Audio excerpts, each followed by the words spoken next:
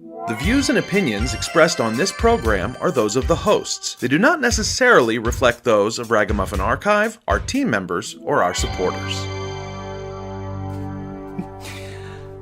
Hey, what's going on, everybody? This is Eric Hauck, and I'm here with my co-host, Dave Sprinkle. What's up, everybody? We are so glad you choose to tune into our wayward podcast. It's called Life from the Bottom Rung. What you are about to hear is a conversation with a good friend of mine, and admittedly, this is a disclaimer. This is a long episode, and it's actually one of two, but I had a conversation that's about an hour. So I believe in what you're about to hear is a transformative message from a friend of mine from the Yakama Nation. Typically, when it's just me and Sprinkle, it's really not worth listening to that much. Yeah, I mean, I'll go along with that. Yeah, so, episodes are closer to 30 minutes, but this one is hitting an hour, and the second one will as well. So this is episode 1 of 2. So Sprinkle is not involved in the episode because when we recorded it, you were... Yeah, I'm getting ready to go to airport security as we speak, so... Yep, remembering if he had his passport or not. So enjoy this episode, my friends. Lord bless you in your journey, and we will see you at the backside of this for a brief exit. Thanks for listening. Hello, everybody. Welcome to Life from the Bottom Rung podcast. This is Eric Hauck, and today I am without my co-host, Sprinkle. He is traveling, and so you listening get to hear me share a conversation with one of my heroes, I would say, of faith. This dude that's sitting here with me is named Corey Greaves, and Corey is here with me in Wichita, Kansas, but he came in from the Yakama Nation in the Great Northwest, in the south central part of Washington. Right, Corey? That's correct. Yep. Yeah, so we're going to have a conversation today. I want you listening to know that I truly believe that Corey is a prophetic voice that is speaking things that we need to listen to. And as I am leading this podcast, I really don't know what I'm doing. And ironically, that's why we call it Life from the Bottom Rung. But makes two of us. Right? Yeah, there you go, Corey. But I met Corey in 2016, right, Corey? Man, you're asking an ADHD person about times and dates. I don't. Yeah. It's been a minute. It's been a minute. That's right. But Corey and I met him at the National Youth Workers Convention in 2016.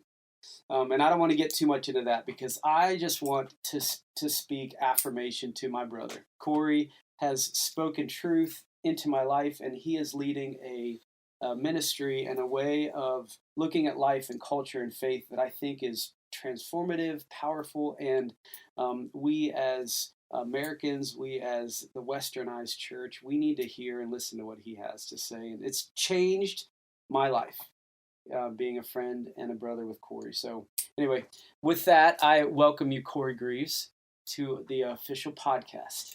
Well, thank you, man. It's good to be here. Yeah, dude. And in this cool recording studio. Oh, yeah. We're sitting in our epic recording studio, which also doubles as the office for Beggarman Ministries, which is our nonprofit. And my bedroom while I'm staying. And Corey's guest bedroom and storage closet for my sound equipment and all the artwork that is not allowed in the rest of the house that my wife doesn't want. She goes, you can put that in your office. So I get all the leftovers. Full of erotic art. And it's really uncomfortable to sleep in here. I don't know what to do. Oh, Corey, that's awesome. Okay, so Corey, welcome to the podcast. Thank you. Could you tell us, those who are listening, tell us about what you do. What is it that you do with an organization that you run? Well, so that is a question that most Westerners were asked. What do you do? Okay. What we start off with is, who are you? Where are you from? Who are your people? Okay. So that might be a better question to begin with. Yeah, do it. Bring it, man. Yeah. What I do is that's what I make. That's how I make money and pay bills. But doesn't it tell you who I am? Okay. So who I am. Who are you, Corey Greaves? Yeah, man. Yeah, so I would say this morning, Corey Greaves. Toppenish, Wash, Yakama, Irish, Black Meat. And I eat like you Shirley Looker, ku atway samway, ku natuta siwa Philip Greaves, ku atway Tom Black Eagle. So, What in the world did you just say, man? I don't know, but it sounded cool, didn't it? Heck yeah, that sounded awesome. All right, next question. Yeah, next question. Hope no. everybody got that. So in our language, like you had said, we're from the Yakama Nation in Washington State. We're a confederation of 14 different tribes and bands. So I said, good morning. I told you my Indian name. I told you my English name. I told you where I'm from, who my people are, and then I just told you who my parents are, my mothers and my fathers. Cool. And you'll notice two in there had Atway in front of their name, which means that they journeyed on. And so they're our big brother or our big sister now, because they know things that we don't know. Right? Yeah. Because they're living in that other world. Yeah. They're our elders now. So that's what I did. So that tells you who I am. Yeah, man. So if I was home, I would also, you'd talk who your parents are, your grandparents, and all of that kind of uniquely positions you in the community. Where the elders, I know who you're, Yeah. I know your parents, I know your grandparents, that type of thing. So it's this intro is more about where you came from, who your people are, and could you explain then, which I appreciate in English, where you came from? Yeah. So that. Good morning. My Indian name is Quesh Quesh. My English name is Corey Greaves, or we could say my colonial oppressor name. There you go. Yeah.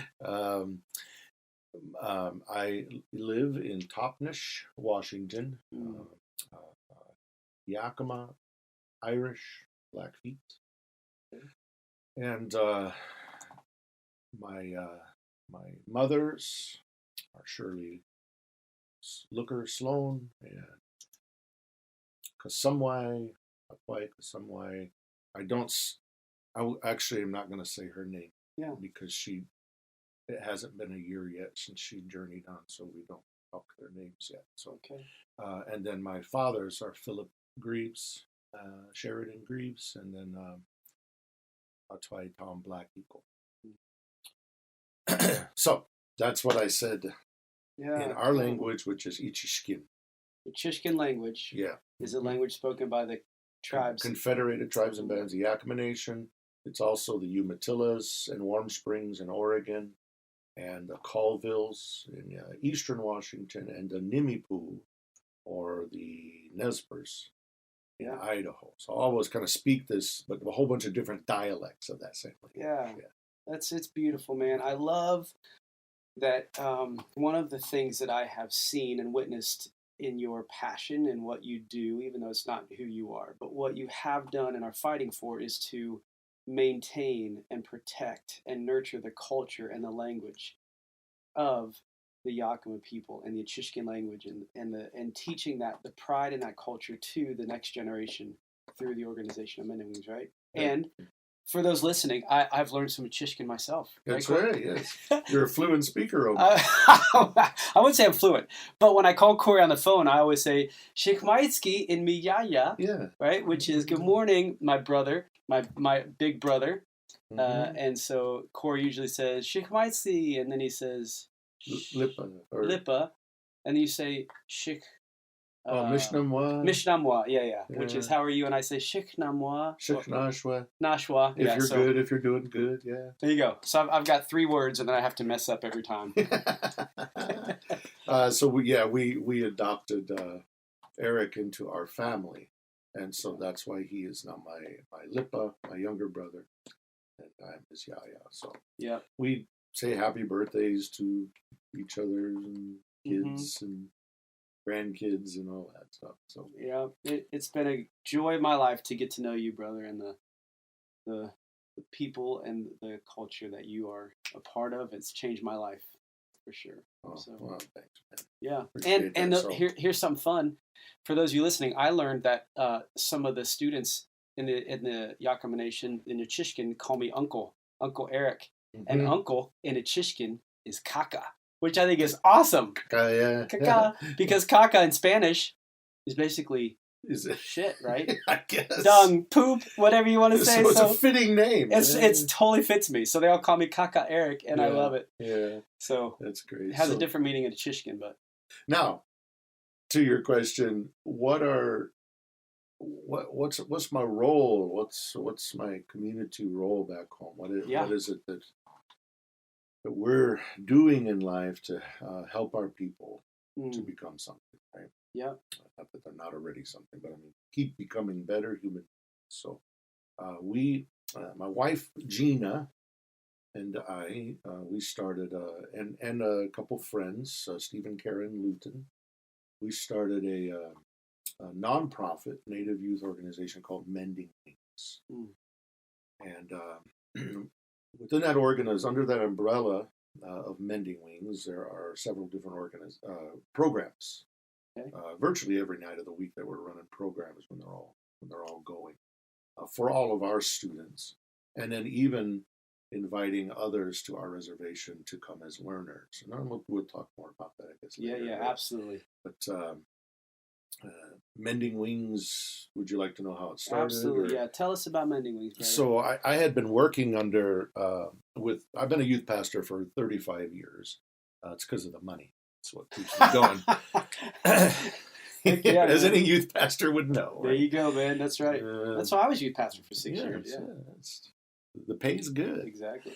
So I've been working under non-native leadership, but working with our youth, and they weren't bad people. They just didn't have a clue how to work with our folks. And so we had more youth of our native youth. I was working at a Presbyterian church on our reservation, a little town called Wapto.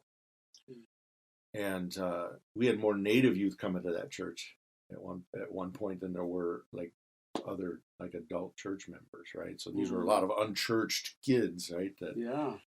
And so I kept working with the leadership in there. Hey, can we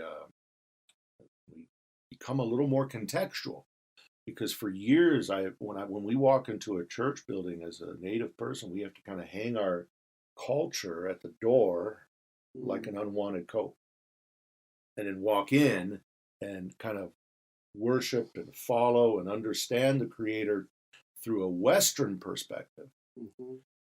And then we could pick up our culture on the way back out. But you can't have that Indian stuff inside a church, because that's not Christian. All that Indian dancing, powwows, sweat lodge, sage burning stuff, right? You can't. That's not Christian.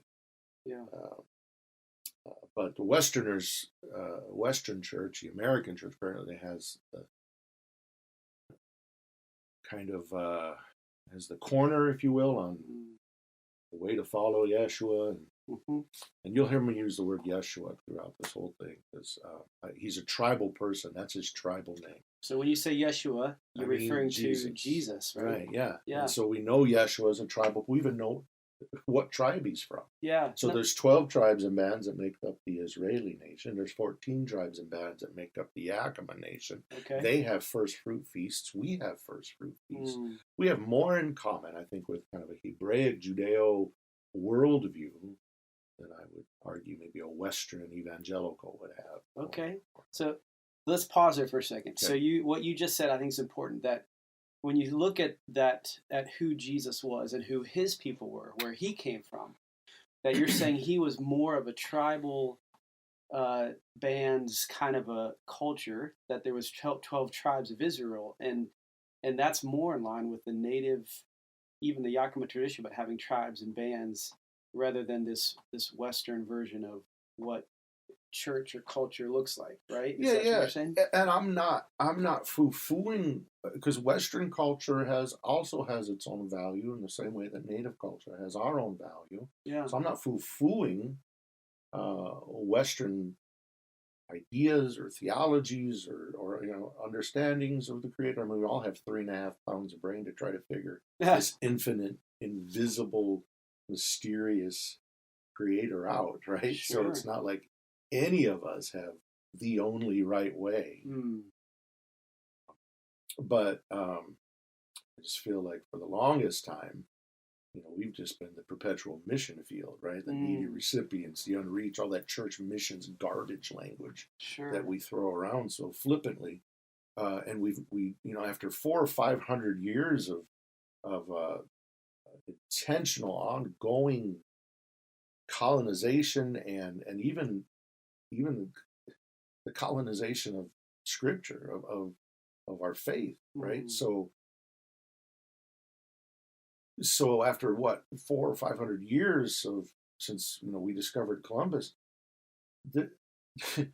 you can hardly ever find one Native man or woman in any place of prominence within major denominations anywhere. Now that's starting to change a little bit, which I'm really happy to hear about. But man, why is it just now starting to change after 400? So it's if you don't see anything of value in another people group or whatever, you can get along without it. But we on the other hand have everything of value to offer to you. So that's kind of been our story with the church. And I'm really overgeneralizing stuff because we only have a short amount of time on a podcast. But kind of full circle back to mending. I'm talking like a good elder.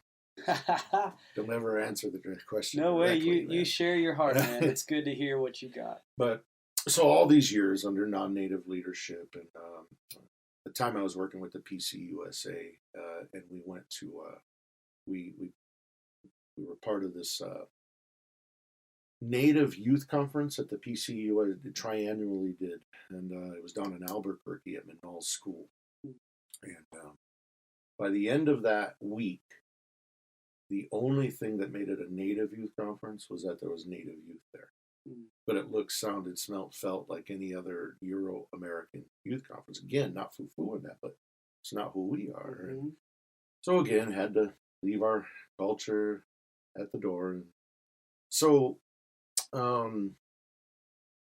me, that was the proverbial icing on the cake, the straw that broke the camel's back. So everyone else had gone home. Me and one of my students were the only two left on campus, and because our plane didn't fly out till the next day. Matter of fact, that young man is now one of our board of directors. Oh, that's cool. So he's my boss now. So how the tables have turned. Right? So I remember going into the only air-conditioned building that I could remember on the campus, which was a little library, because it was kind of hot. And I remember there was like 5 bookshelves and a couple computers and a couch. I remember the couch because I went and laid down, and I was tired emotionally, mentally, but I was just pissed. I was done. I was done with ministry in the church. I think at that time it was probably just emotion, but almost felt like just being done with the church, period. Yeah. Now, you notice I didn't say it with my faith. Right, but with the church. Yeah, and it was because of what? What took you to that point of like I'm done? Because we cannot be who the Creator made us to be as we follow the Jesus way. When I say the Jesus way, I don't use the word Christian, because that, a couple of reasons. One, it leaves a bad taste in a lot of indigenous people's mouths because of the history. The history of what it means to be Christian. Yeah. The church with our people. It was a church that eventually ended up running boarding schools, and kind of know some of the horror stories of those places. Yes. Let me just point out what you said about the history of the Christian church and how it has impacted the indigenous people. Because for you, what you're saying with your people, when I say your people, I mean those are the First Nations. The term Christian was the same word that was used in the context of you have to change your language, change your culture. It was an excuse to what caused great damage and great harm, and so the word Christian. Yeah. So I don't use it because of that reason, but also because it's more like it's like become a title. Like I'm Republican, I'm capitalist, I'm a Christian, right? So I use the word Jesus way. Okay. Because that talks about a trail that I'm trying to walk, or a way of life that I'm trying to follow. That sometimes I do really good at. Most of the time, some of us are better than others. Yeah, that's what they say. Yeah.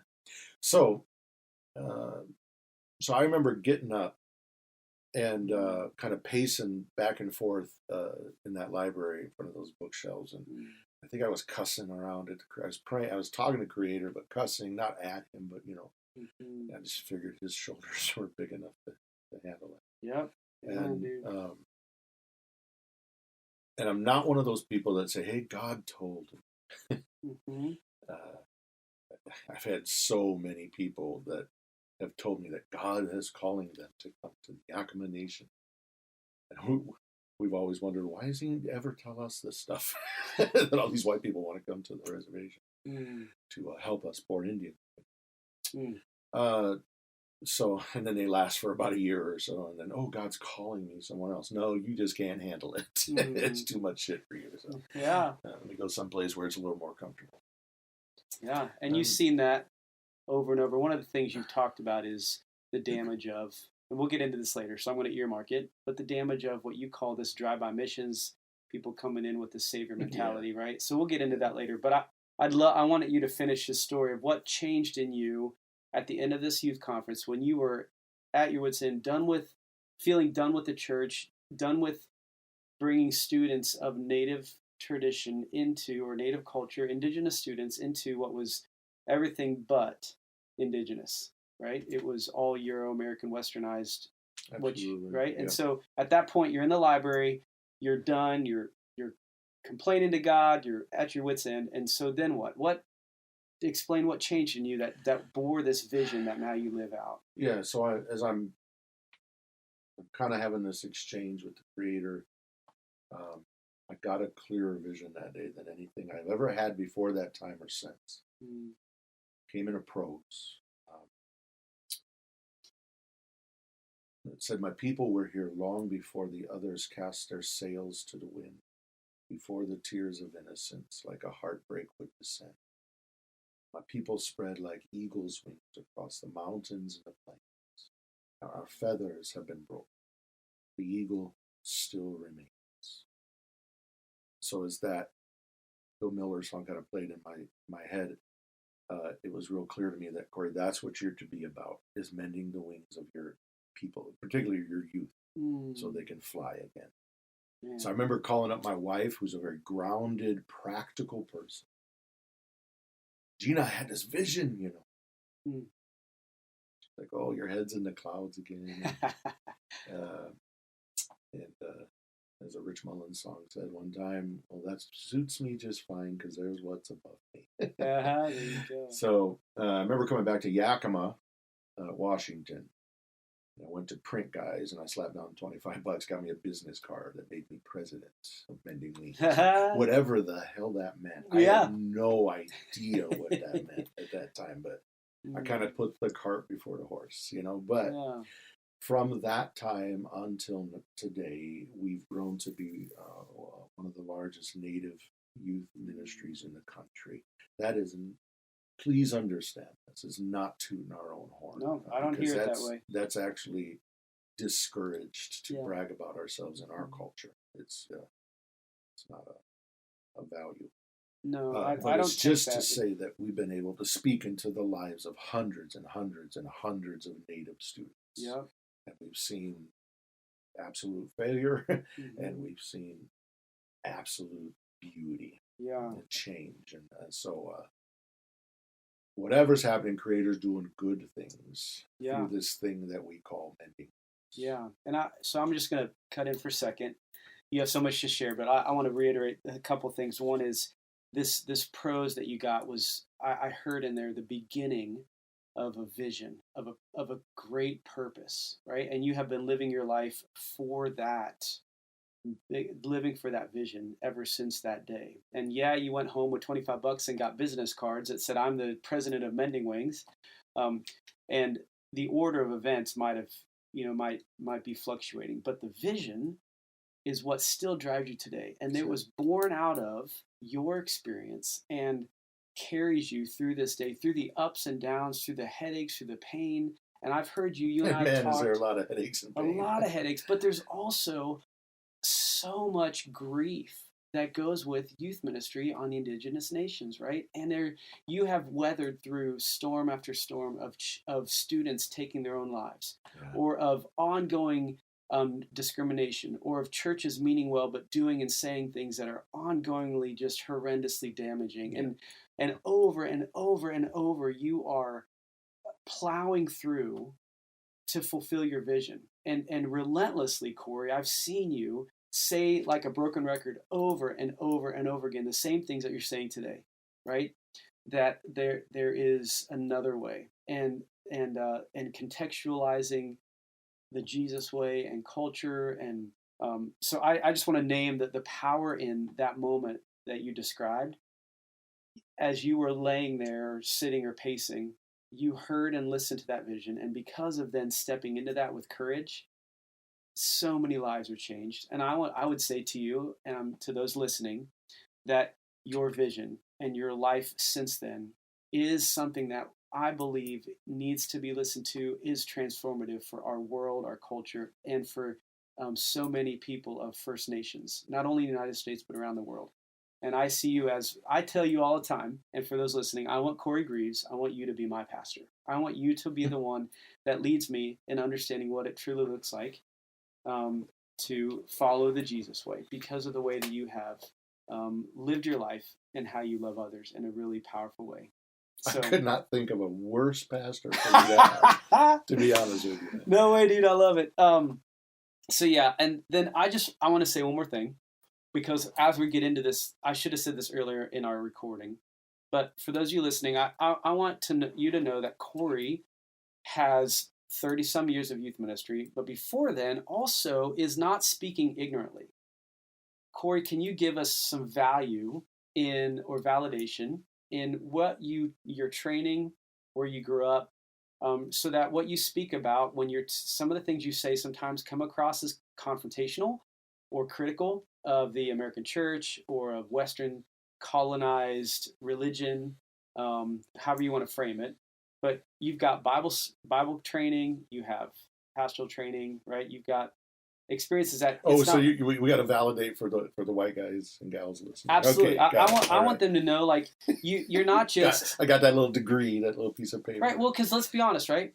It's easy to dismiss someone and say, "Oh, they're just a hurt, wounded, resentful person who doesn't know what they're talking about." And so I want, like, you're not. Which I'm not mad or angry or any of that stuff, yeah. but so that's what I want to speak to that. Like, dude, you're not. You know, like, what you're talking about. I right? love the church. Yeah. And I love my people. I love us too much to allow us to stay on this trajectory that we've been on. So say that hell again. if I do it. There you go. If I don't do nothing, right? Mm-hmm. I said I love the church and I love my people. I love us too much to allow us to stay on the trajectory that we've been on. There you go. That's it. So obviously my journey is a lot longer than the starting point that we began with of Albuquerque, right? Right. My journey starts at 7 years old when I'm getting baptized and being raised in a fundamentalist academy. Okay. And but a pastor telling me before I got baptized and giving me a scripture that that once you give your life to the Creator, nobody will ever no one or nothing will ever pluck you out of my Father's hands. And man, I've held on to that. I'm 54 now, and I was 7, I think, when I first heard that, and I've never forgotten that, because I haven't arrived, Eric, at the point of perfection that you have. We'll say that again. Can we get that recorded? We are recording this. Oh. Did you hear that already? He thinks I'm perfect. Yeah. You just discredited everything you said. So I'm just. So I am not that. Right. So, but that the core truth that no one can snatch you out of your Father's hand, regardless. Right. That value, that core truth, has anchored you through all of these years of life. Yeah. And that's beautiful, man. And so I became a follower of the Jesus way at 7 years old, and but as I began to grow up and become a little bit older, that later I found out that now I had to become a Christian. Hmm. And I found out that those were two different realities. See? Okay. Because someone said, well, you need to be an Armenian. No, a Baptist. No, you need to be a Presbyterian. No, a Methodist. No, a Lutheran. Assembly of God. I tried that one for a while. So I had all these different denominations who, quote unquote, had the right way. Their theology was orthodox. Mm. So they all had the right way of following the Creator. So all of a sudden, then Christianity began to become very complicated. What was so simple in my little pea brain, right, became very complicated. Then I had to decide what version of the Bible I was going to read. Okay. See, I was told that the King James version, this is real stuff for me, that was the only authorized version in the Fundamentalist Academy. That was it. Mm. So those Chinese-speaking folks, they didn't have the authorized version. Yeah. The King James version. That's it. Okay. Which is interesting because I later learned that's a translation of a translation. So, but anyway, let's not get into that. But so was it going to be that one? Was it going to be the Revised American Standard Version? Was it going? What was it? Finally, I just landed on the NIV, right, the New Indian Version. And then, things became less complicated for me after that. Nice. Yeah. So then I graduate from high school and I start to become I go to Bible college, Lincoln Christian University. Well, it was called Lincoln Christian College at the time I went. Then it became Lincoln Christian University in Lincoln, Illinois. Okay. And so I started my Bible college journey carrying my NIV, but as I was there, and I was on the 7-year program because it took me a little while to graduate, but I did it. There you go, baby. I learned that the Bible had some things to say about my native culture that I didn't know before. Mm. Bible said things like this, in relation to my native culture: come out from among them and be sent. What fellowship does light have with darkness? When we're in Christ, the old has passed away and all things have become new. Ooh. Right? So when you say things about your native culture, you're saying negative things that were put on you because of this. That the Bible was used to demonize just about everything important to our cultural sense of being. Okay. And so while Yeshua found me at the age of 7, the church began to lose me at the age of 19. Wow. So I started hanging out at that time at the American Indian Center in Chicago. So I spent some time with my best friends up there. Was Marvin Heibel. Marvin, if you happen to be listening, I don't ever know what happened to him. But, so I started to learn while I was there kind of a lot about the history of the church and Native America. Yeah. And the things I learned, man, just tore me to pieces. I learned about Chris Columbus, and he was out there floating around and lost in the Caribbean. And we took him in, and, Native people took him in and nursed him back to health and gave him some water and some bananas and some Havana cigars and sent him on home, right? And at that time, there were approximately 150 million Native people in this continent, 20 million in what we will call the United States today. And then 400 years later, there are about 230,000 of us left here in the U.S. So from like 20, 25 million to 200,000, that's one of the greatest examples of cultural genocide or ethnic cleansing in the history of the world. And all that took place right here in the good old U.S. of A. under the blessing and the direction of the church. Yeah. Because of the church theology of manifest destiny, doctrine of discovery, all of that bullshit theology. Which is not completely gone from the church yet, may I say. Yeah, and why, when you start a native ministry for Mending Wings, in order to truly reach the students with the hope of Jesus or the message of Yeshua and his love, you have to eliminate the word Christian in a way that separates from the Western damage that brought the genocide of the people. Because in the name of Christ, 20 million people are down to 250,000 or so, what you're saying, and the church was used as as one of the primary weapons. Am I right? Yeah, for sure. And I think we, even theologically, we have to. So as I went through the Bible college thing, it's almost like theology for them started in Genesis chapter 3. It was predicated upon Genesis chapter 3 instead of Genesis chapter 1. And what's that? What's Genesis 3? Genesis 3 is when humankind is here. Okay. So it really is Gnosticism at its best. I'll explain what I mean. Yeah. As a native person, we start Genesis chapter 1, which is creation, and shalom, and harmony, peace.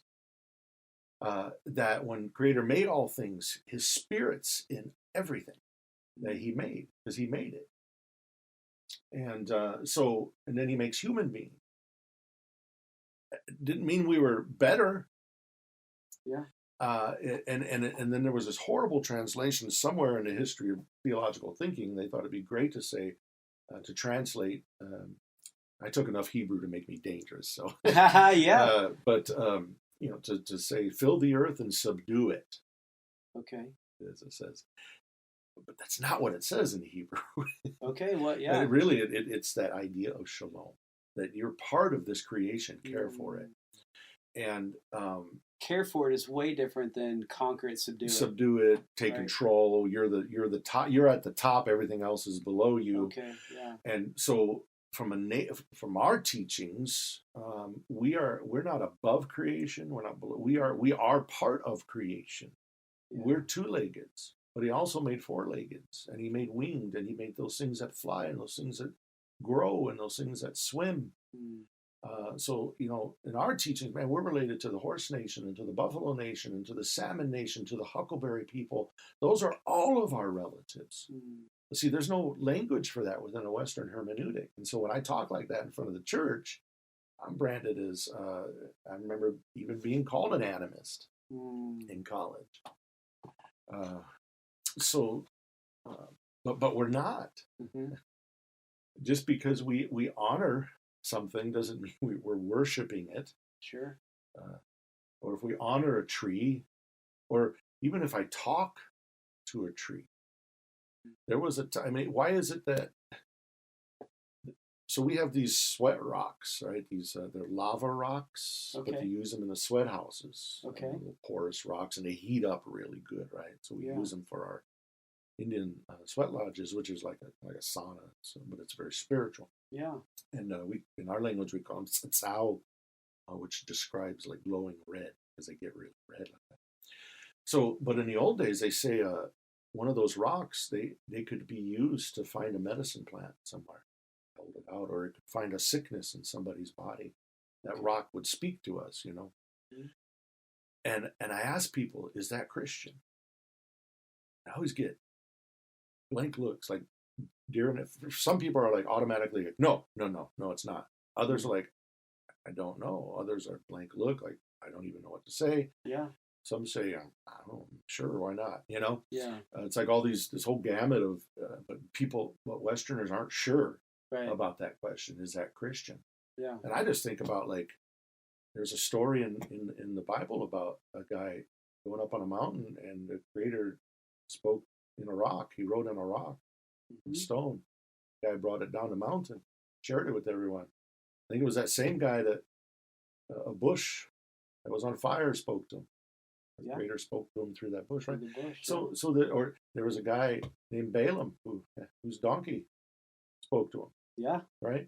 Yeah. In the book of Psalms, that if human beings are quiet and do not worship, that the rocks and the mountains will cry out His name. Yeah. There's life in that, right? So why is it that there's this language all throughout Scripture? And I argue because they're tribal people. They understand this. We're all tribal people, right? Yeah. You are a descendant of the tribes of Europe.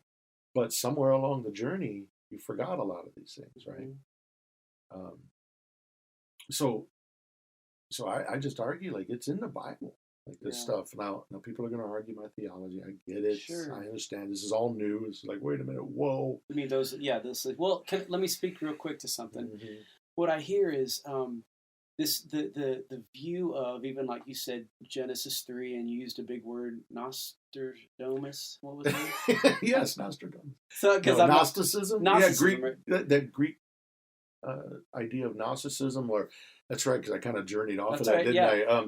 Just the this dichotomy, this split view of reality, that there's matter and spirit, Okay. and so matter as a so I think it's alive and well in the Western Church, even though the first century church, in the writings of Paul and Peter, they were coming against this. Sure. And teaching. St. Francis of Assisi, who speaks about creation singing, right? Okay, got you. And but this idea that we want to be all about the spirit, all about the soul. So we're going to go soul in. Matter doesn't matter. Matter doesn't matter. This world is not my home. I'm just passing through. Sure. Bullshit. Okay. Is what I say to that from a native theological perspective. Yeah. This world is absolutely our home, and we're part of it. And it's not junk. It's not something that we're just using until we get to the real place, which is heaven, right?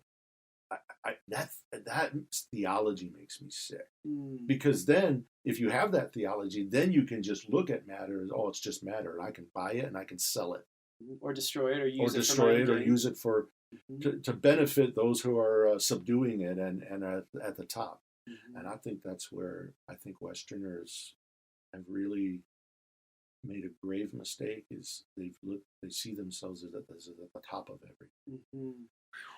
I spoke at a I think it was called Creation Care Festival or conference or something like that. I don't remember. It was either Seattle, Washington, or Portland, Oregon. I can't remember which one. So one of the things I did at that conference, I was on this panel on the main stage with all these quote unquote experts. It was all on creation care. How is the church? The church needs to change its mind on how it thinks about creation and stuff. So in one sense, I'm like, okay, finally, the church there is some of the church that's starting to have dialogue about this. Yeah. But there was still this huge disconnect. So I was purposely the last one to speak because I wanted to hear what all these other quote unquote experts had to say. So as they went down the line, a recurring theme I noticed through every single one of them. And again, they're not bad people, but they talked about us as human beings and it. Creation. Okay. Us, it. We need to take care of it. Yes. Like an impersonal type of it was still it's an object. It was still not a relate. It was still not a. Those weren't relatives. They were its. Yeah. And so finally, when I was the last one to speak, I kind of called that. It's probably why I was never asked to come back again. But I did call that out. I said, "Here's what I've heard every single person on this panel say so far." And I said, "I think there's still this huge disconnect that the church has. The church needs to realize we are it. We are part of it. Sure. We are one of the its. Yeah. And what happens to Earth happens to us. And never in Earth's existence has she needed us to survive. But we are constantly dependent upon our mother for survival. And I don't say mother in the sense of like this new agey. Don't let the new age. It's not new. It's old. It's sure. That's why you're dude. You speak what you're saying without excuse.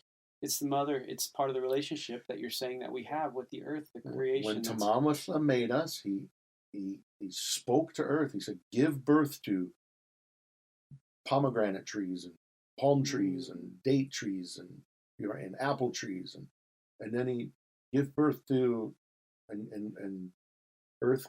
We say Ticham gave birth to these things, right? And then lastly, then was two legs, human being, right? Where he came down and he formed, like he spoke, but he also formed, right? Yes, from the earth. From earth, and so we're made up of earth. Yeah, and I just want to name you. You use the word Tamamwitla, which is the Achishkan word for Creator God. It's one of our names for the Creator.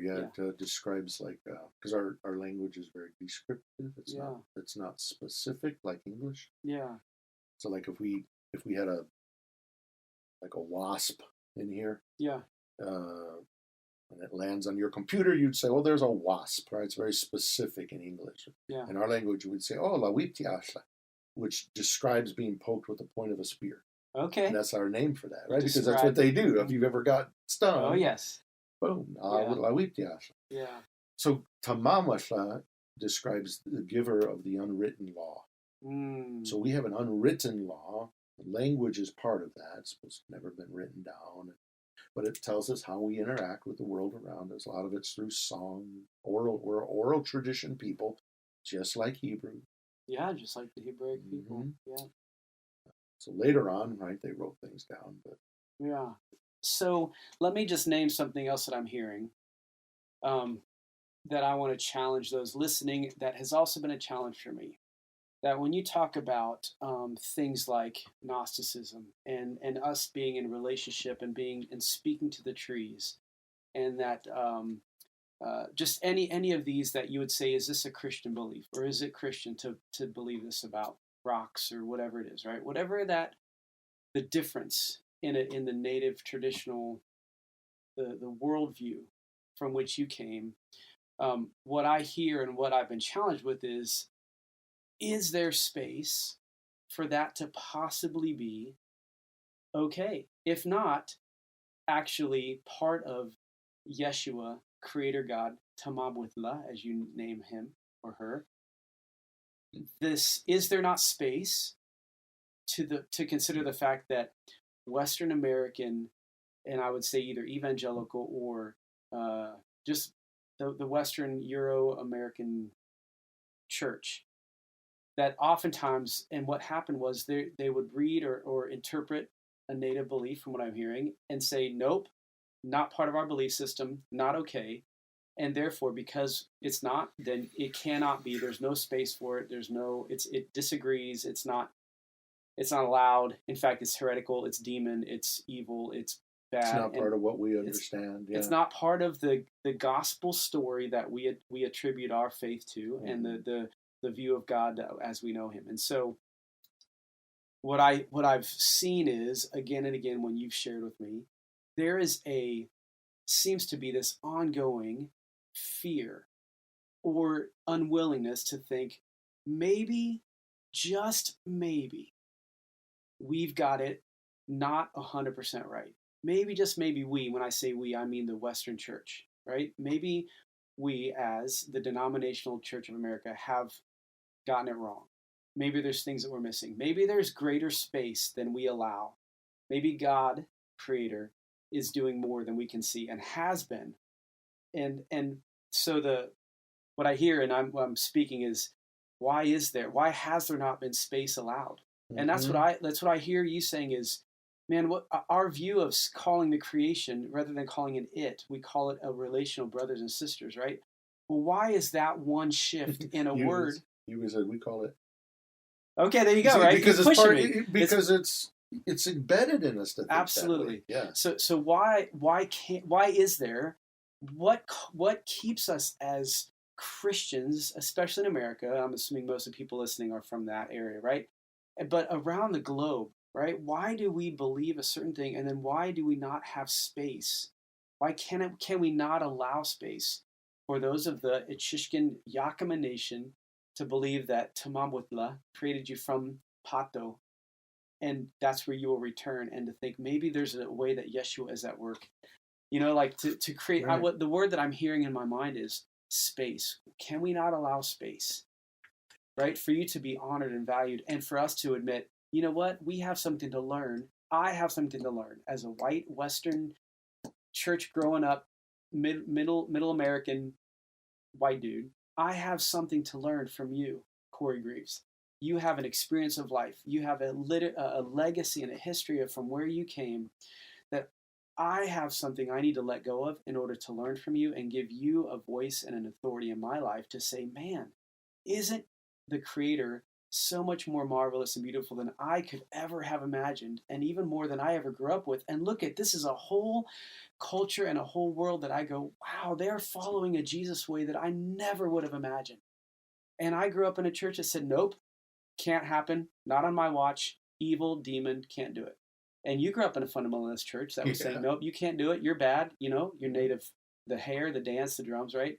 And I'm through you, Corey, and through my experience going, maybe there's so much more beauty to our God. And because of our fear and our belief and on our history, we are unable to even entertain that there might be space for something even more glorious and beautiful.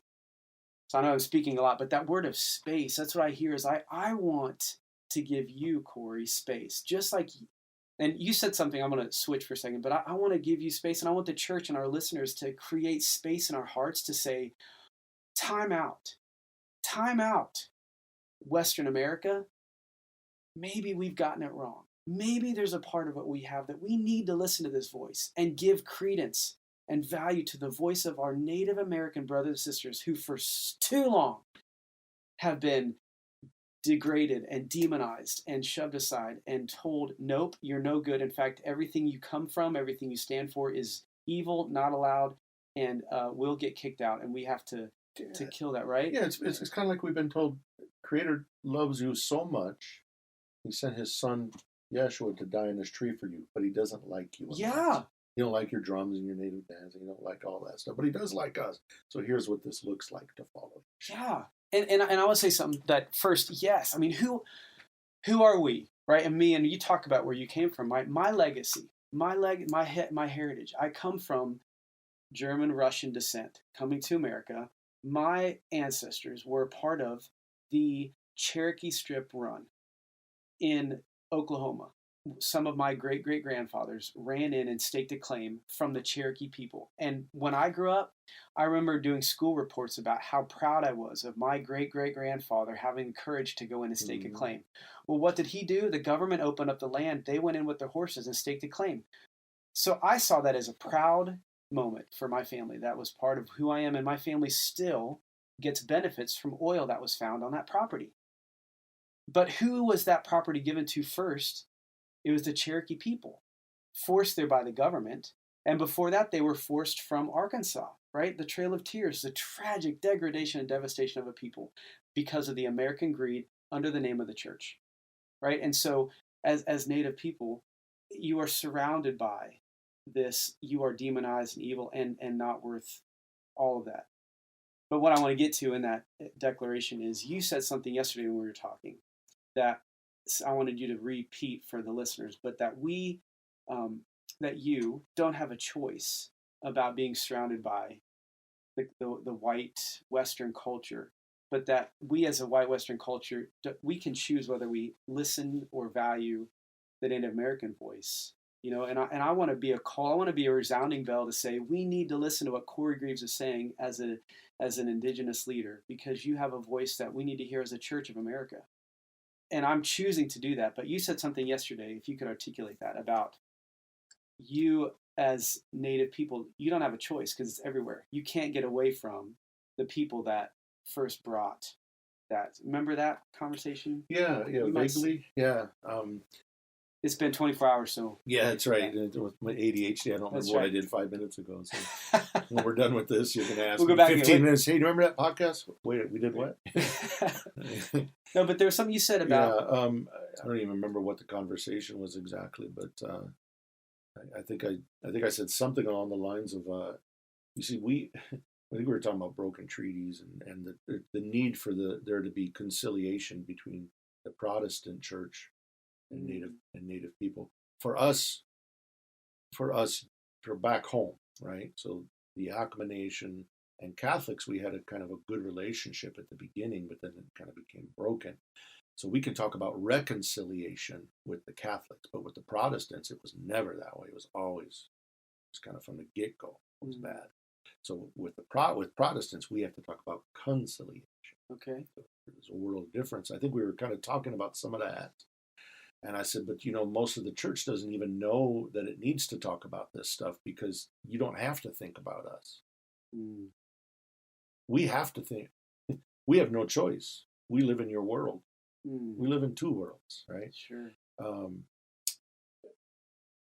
So we don't have a choice. We have to think about you, but you don't have to think about us. We can be out of sight, out of mind for you, which for most people, I'm going to argue that we are. We might be stuck maybe kind of in your myopic, is that the right word? I don't know, this imagination of, the old Henry Rousseau's Noble Savage, or the poor Indians, we just treated them so badly. Hey, what's for dinner? Yeah.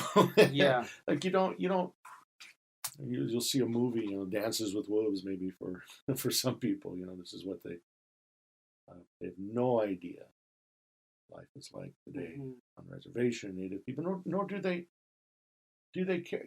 You don't need to. I get it, right? You don't need to care about us. You don't need to think about us. It's a lot more exotic to go on your mission trips to Puerto Rico or China or wherever the hell people are going to, under the auspices of Jesus said, "Go into all the world, therefore here I am, whether you like it or not." Yeah. And when we've dealt with that bullshit theology for God knows how long, right? That's why we started Slam Trips. So I just think about, like, why do I have to quote a bunch of dead white guys from Europe, like Martin Luther's and Calvin and these guys, as if that's orthodoxy? Why can't I quote myself? Yeah. Right? Do I have just as much weight? We have some incredible native theologians today that probably most of our your listeners haven't even heard of. Yeah. My mentor, so I can't sit here today and go, oh, these are all just my thoughts and Right. I came up with all this. None of us can do that, right? Like, I have had some people in my life, particularly Atwai Richard Twiss was my good friend and mentor. And he journeyed on, I don't know, man, 10, 12 years ago now, I guess. And, he, as well as my friend Randy Woodley, who's a Kitawa Cherokee, lives in Oregon and runs Elohe Farms, beautiful, cool stuff he's doing. Randy and his wife Edith, and Richard and Catherine Twiss, ran Wachoni International. He's Lakota.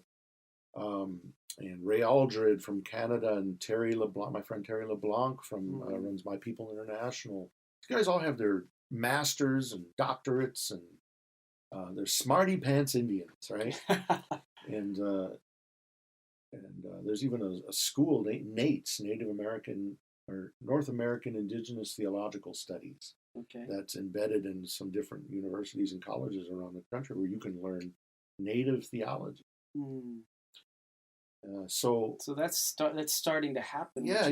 That's a beautiful thing, and right? I feel like the church is just limping along without the contributions of Native people, because we're the host people of this land.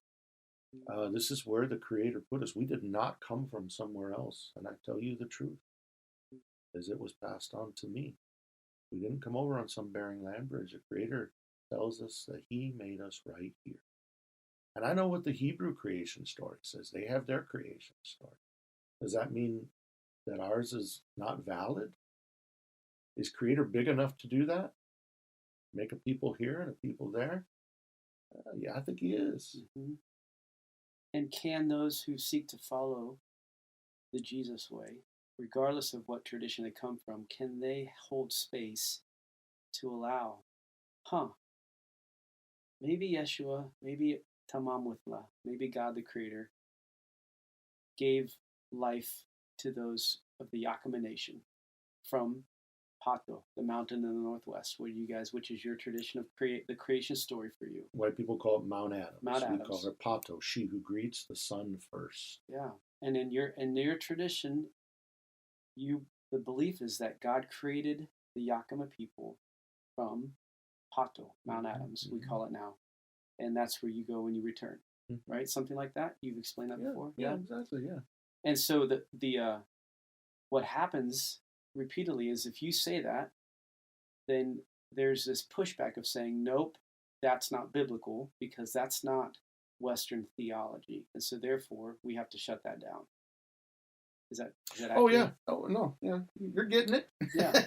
And so what does it look like? And we're gonna have to get into this later, but what does it look like to listen to and to give credence to and authority to and value to the God story and the work of Christ, the work of Yeshua in the Yakama tradition.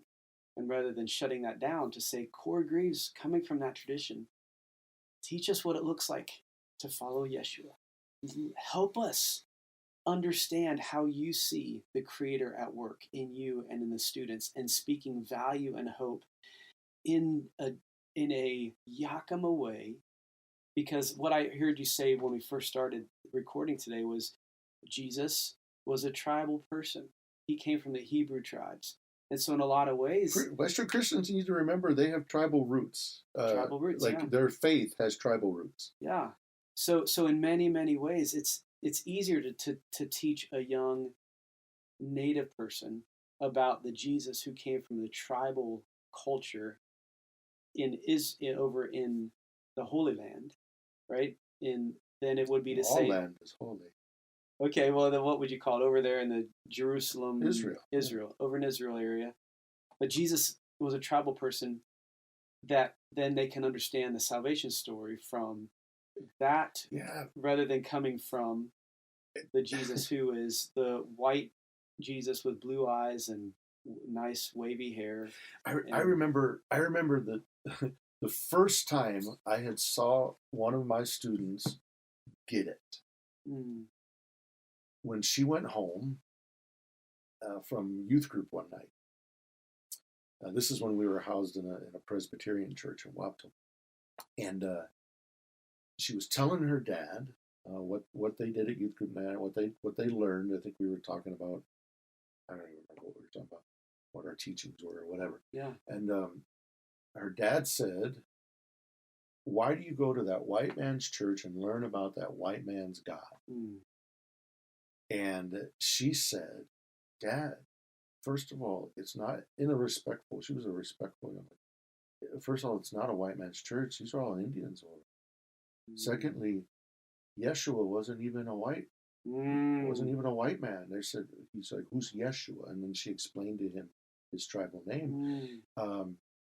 And that he was a tribal person. He was from the tribe of Judah. And he's for all people. And she said her dad just went, "Huh." Like it was the first time that her father had ever had a context to even think that. Because the stained glass windows of every church that has stained glass windows, it's the Malibu Ken Jesus, or I saw a meme one time. It said, "Must have been hard for Jesus being the only white guy growing up in the Middle East." Yeah, well, because Jesus came to set us free. He came to bring salvation. He came to bring hope. His purpose was to bear our burdens, to bring us hope in life.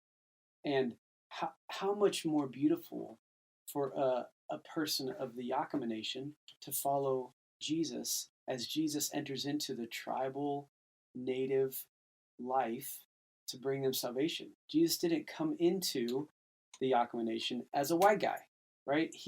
So for the Yakama he didn't come people, into our world as a white guy. Right. He came into the world as a tribal person. Right. And now we're generalizing white. I mean, there's white, there's black, there's all the different races, but white is just like it's the colonial, you call colonial Western. It's colonial language, yeah, which we're just embedded with. We don't even say Native American is colonial language. I've had people ask, what do you want to be called? Native, Indian, First Nation, all of that. I said, that's all colonial language. We would never have called ourselves any of that. Native American, like, how can you be native to something you're older than? Yeah. Right? It doesn't even make sense.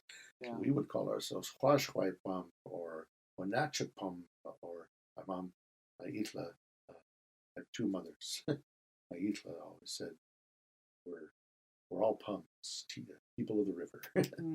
So. Yeah. That's awesome. This might have to be a part 2 to this. Yeah. We are going to have to pause for a second. And because I got to pee and go. What's up, everybody? Sorry I was out of town. This is Sprinkle. Eric always gives me these files to edit, and this one, because I was gone, I did not get to edit out him peeing.